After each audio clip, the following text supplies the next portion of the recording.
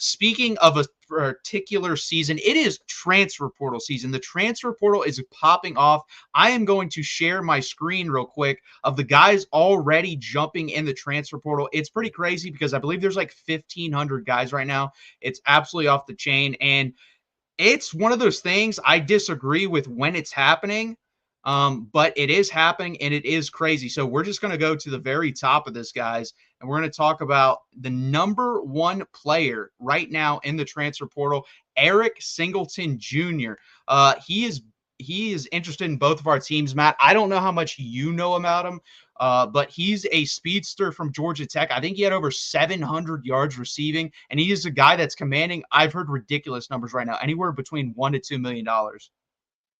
Yeah, that's wild. I know he had a pretty good game against Georgia when Georgia Tech almost beat the Dogs a couple weeks ago. But yeah, this guy's looking like one of the best playmakers in the portal right now. I think Ole Miss, along with Georgia and Texas, is what I've heard the three schools he's going to be visiting.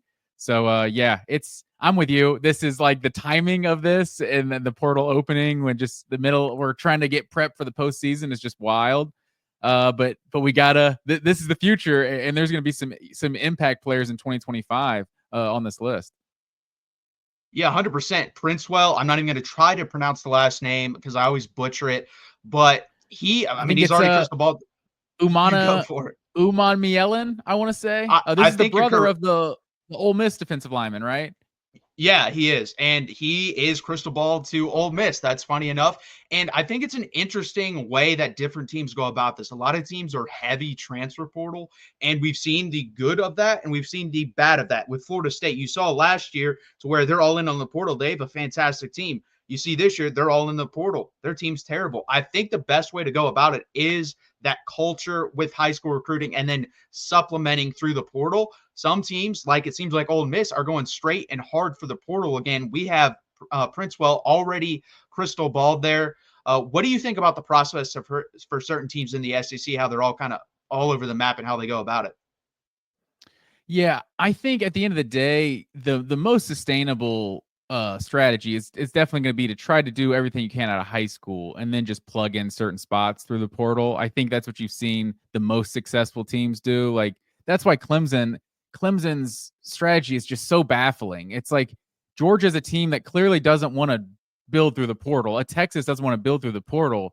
But you look at some of the guys these teams have gotten through the portal last couple years, and they're impact players. Like you're making your team better through the portal. So I think in some respects you have to just play the hand you're dealt. And one of the weirder aspects of Lane Kiffin to me is that he's not a good recruiter. Like this guy is young and like cool and everything. It seems like he would be the kind of guy that was a really good recruiter, and they're consistently near the bottom of the SEC. And now they've kind of, I think maybe it's because of their strategy of leaning into the portal, but I think it's kind of a result of their lack of recruiting. They just kind of embraced transfer to the SIP and all that. So I think it's more of a necessity because maybe you can do it and it can be sustainable, but I think you just saw what Florida State, and maybe Florida State was just doing it wrong. But you saw what their portal, acquisitions, how different it could be from 2023 to 2024. Well, yeah, that was a really good point because they clearly have money because you have to get these guys through the portal with money mostly. Like these guys are going for crazy prices now in the portal. So you have the money. So then to me, you're right. It's either the lack of wanting to go through high school recruiting for Lane Kiffin, or he's just not good at it, or he just doesn't want to. So I don't know what it is.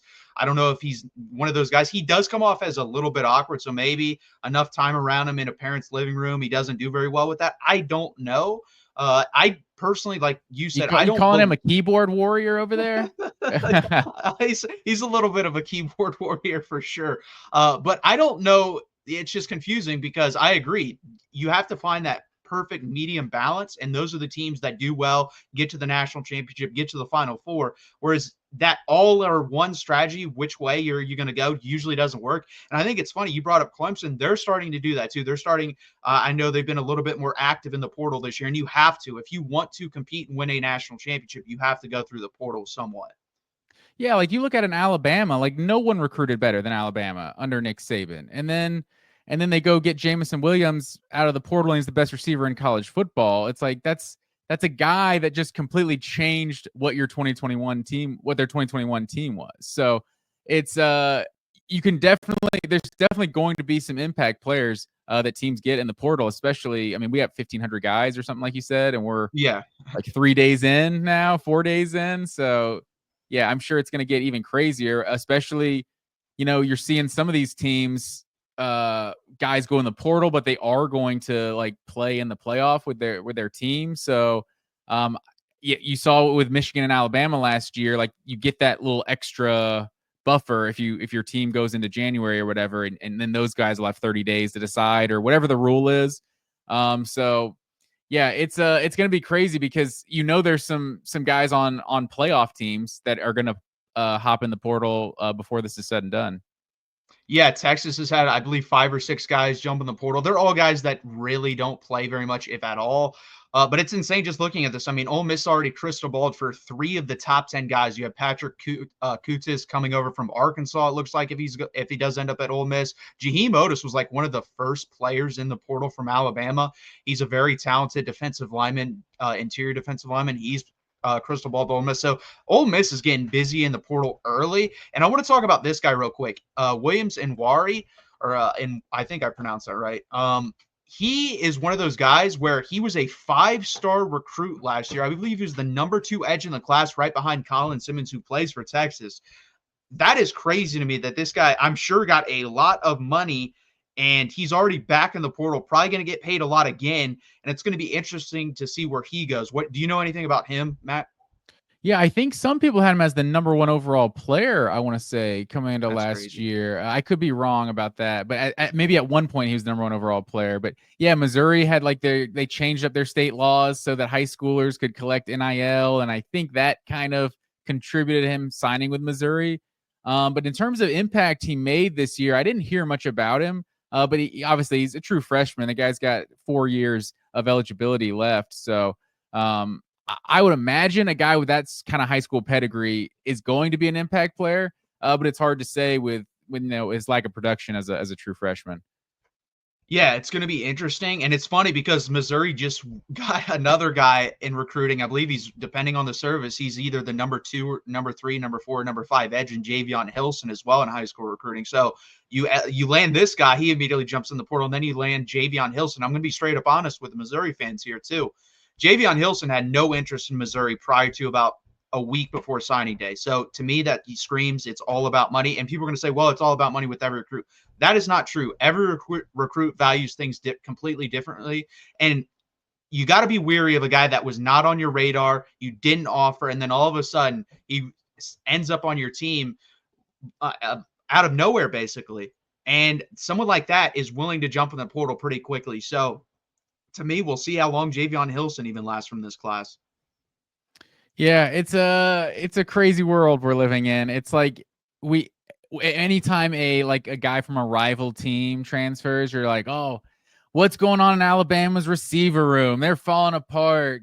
The players, they hate Kalen DeBoer, and you try to assign all these narratives, and then a day later you have a couple guys transfer, and well, they're just transferring because they're greedy and they want money. It's like fans just talk themselves into anything. Who knows like the real reason a lot of these guys are transferring? Like there's rumors about Dylan Raiola, like maybe he'll hit the portal or something, and maybe it's about money, maybe it's about going to a contender, who knows? And I'm just putting it out there. It's a rumor still. So it hadn't even happened. But, we had Caleb Downs in the portal last year, and obviously that contributed to, or that was a huge reason. Nick Saban retiring is obviously a huge reason for that. But there's going to be some just instant impact, like college football superstars that you see jump in the portal for sure.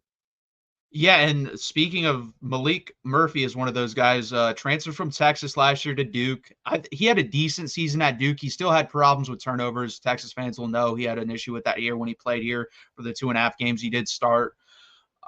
It's interesting because Ole Miss again retweeted, or Lane Kiffin retweeted this when he jumped in the portal. So maybe there's some interest there. If Jackson Dart leaves, that's going to be interesting.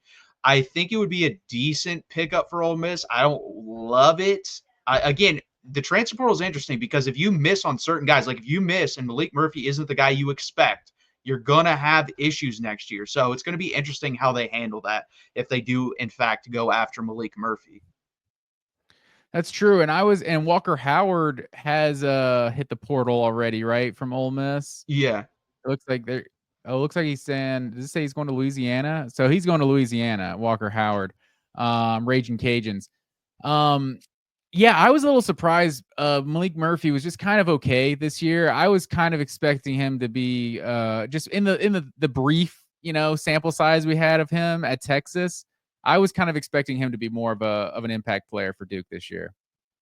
No, I agree. He wasn't great. This is another guy I would keep an eye out, possibly going to an SEC team. Darian Mensah, he's really good, and you have 3 years of him. I believe he's a freshman or redshirt freshman. I could definitely see. I mean, Tulane to Ole Miss, not that far.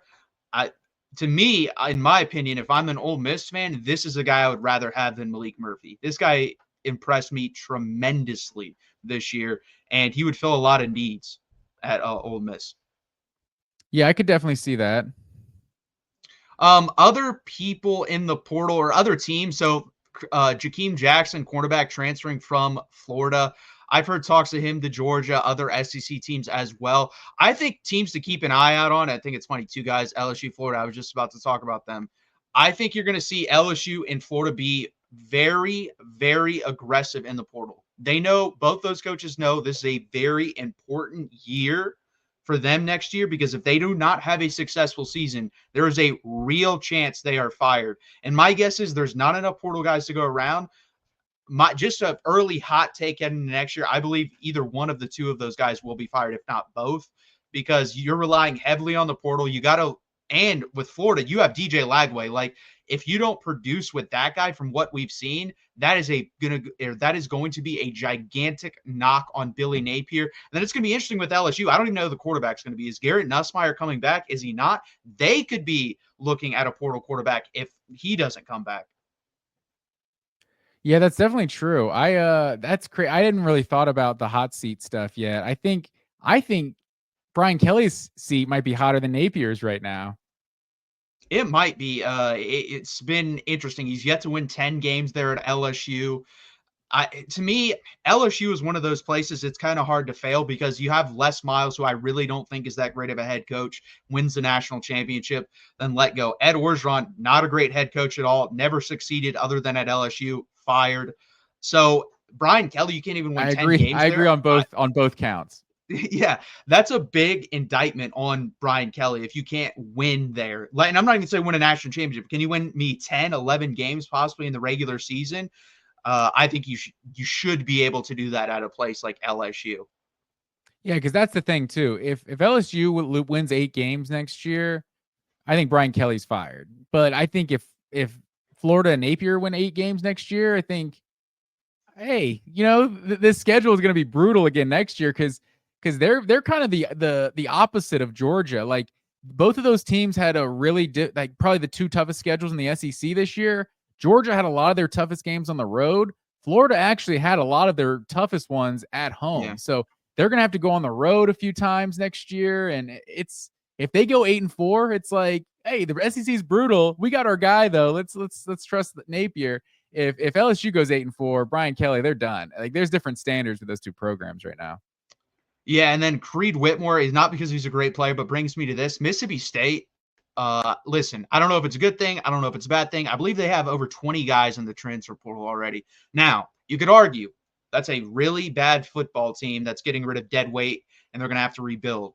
You could also argue that you're losing guys like Mario Craver, who jumped in the portal, who I think Texas, as a fan, should be all over. He's a really good wide receiver. He's going to have a lot of eligibility left. He was getting behind SEC defenses. I think he's a freshman very easily. So I don't know which way that's going to go. I personally never liked the Jeff Lebby hire. I didn't really think he was that good at Oklahoma. I don't think he's really that good at Mississippi State. So it's going to be very interesting if they're going to be able to turn that thing around through the portal or not.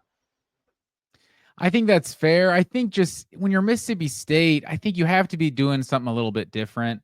And like with Mike Leach, like so Jeff Lebby's offense is just like a little bit different. And if you're trying to, like, Clark Lee, granted, I guess he is kind of doing things a little different this year and having more success with that offense. But like, this guy's trying to just build like a a juggernaut. Like, we're going to be a physical team. It's like, you're Vanderbilt. You're not going to ever win games like that. You have to have some sort of gimmicky offense that keeps people off balance. Like, I think Mississippi State's kind of in a similar situation. Granted, they have low key produced like a good number of NFL defensive players in like the last few years, like first round picks and things like that. But I think ultimately Mississippi State, I think with Mike Leach and doing like the air raid stuff, I think that's when they're the kind of the most dangerous, especially Dan Mullen too. So they have to have some kind of offensive guy. Maybe Jeff Lebby's that guy. Maybe he's not. But I think they have to have that type of guy to succeed. Yeah, that's true. I don't disagree with that. It's a whole new world. It's going to be interesting how they treat it. Porter says, "I wish Ball, the running back from Florida, would get in the portal." Yeah, he's really good. They have a couple really good running backs there. Montrell Johnson, obviously. Jacoby Jackson, I believe, is the other one. He's a good player. They have a lot of talent offensively. They have good wide receivers, Trey Wilson, guys of that nature. So it'll be interesting if they're able to keep that nucleus together. They need help defensively. Their defense is not very good. It hasn't been for a while. I will say this. It got better down the stretch this year, but it needs to get better for next year for sure. Yeah, I'm with you. The defense is definitely the biggest reason for their issues this year. And like you said, they're going to have the same schedule next year. All it is they're going to reverse all the games they played at home. They'll play on the road, and all the road games will play at home. So that's going to be interesting. Texas heads to the Swamp next year. That's going to be an electric environment. I was going to say Texas in the Swamp, but you'll play Ole Miss on the road. You'll play LSU on the road. Who am I forgetting? There's A&M on the road. A&M would be on the road. Yeah. So Tennessee would be at home. So, but yes. You're going to have, and obviously Georgia and Jacksonville. So you're going to have, and maybe Florida State's not as terrible next year. So I don't know. It's going to be a brutal schedule again next year. Yeah, so that's going to do it for the portal talk. Right now, there's really no breaking news of anyone committing, just a whole bunch of players in it. When there are going to be some guys committing, we'll break it down, talk about their fits and if we like them or not. So far, there are a lot of really good players already in the portal, and I expect once the playoffs are over, or even once their teams are, I could see someone being eliminated in the day after players from that team jumping in. So it's going to be very interesting the next month with the playoff, with the portal, and all of that. So it's going to be fun. Yeah, and I hope they at least wait until their team loses to jump in. Like, not throwing shade at any college kids here, but Julian Humphrey, like the week of the SEC championship, going in the portal, I don't know about all that. Like, you got to at least, I feel like the conference championship is at least like the end of the regular season. It is at least by definition postseason, but it is like the end of the regular season. You have to at least wait till that game. Yeah, I mean, I think right now he's lean to Texas from everything I've heard. So it's going to be interesting because that will put him back at home. And I mean, I wouldn't mind him. I think he's I don't think he's a number 2 starting cornerback or anything like that, but I think he'd be a nice rotational piece in the back end for Texas. But I agree. That's a red flag for me. Another one, I'll speak on my team. Jonte Cook left mid-season, and from there on out on Twitter has just been trashing Texas. So that has been a interesting look from him, and apparently that's hurt him. Who would have thought, trashing your old team and being classless on Twitter would hurt you with every other team. And like Bear Alexander, a guy that went to multiple high schools and now he's transferred multiple. He'll be on his 3rd college in 3 years next year. It's like, I thought that guy was going to be a playmaker from what he kind of produced a little bit as a freshman on Georgia's 2022 team. But so I guess he was at USC for 2 years. Is that right? Yeah. That's the only place he spent 2 years. Every other place, even high school, he switched every year. There you go. So yeah, it'll be on his 4th year in college, on his 3rd school. So I think I saw SMU maybe coming back to Texas, or I saw a couple other ones. I can't remember off the top of my head, but yeah, he does have some ability, but at what cost? Yeah, Texas was linked to him last year, and that fan base was split. And then this year, there's been barely any linkage there, but he's been talked about, and the fan base like, nah, we're out. Like he's quit on so many teams, it's ridiculous. He's tremendously talented, but you can get 2 guys that are better with your culture than one guy that's that talented, in my opinion. It worked just fine. Especially if you're at Georgia in 2022 as a true freshman getting some sort of playing time. Like, bro, the track record is right in front of your face. Like, Trayvon Walker was like a guy who got like 3rd down reps as a freshman, ends up being a number 1 pick. Jalen Carter was a essentially the number 3 defensive tackle his first 2 years on campus, even though he was maybe the best player on our defense. Like, so many guys kind of contributed as freshmen and then broke out as sophomores, were ready to go to the NFL after their junior year. Like, you were on that track. You had the proof right there, the proof of concept right in front of you. And to leave Georgia after getting some ticks as a freshman, like, that's probably a red flag. 100%.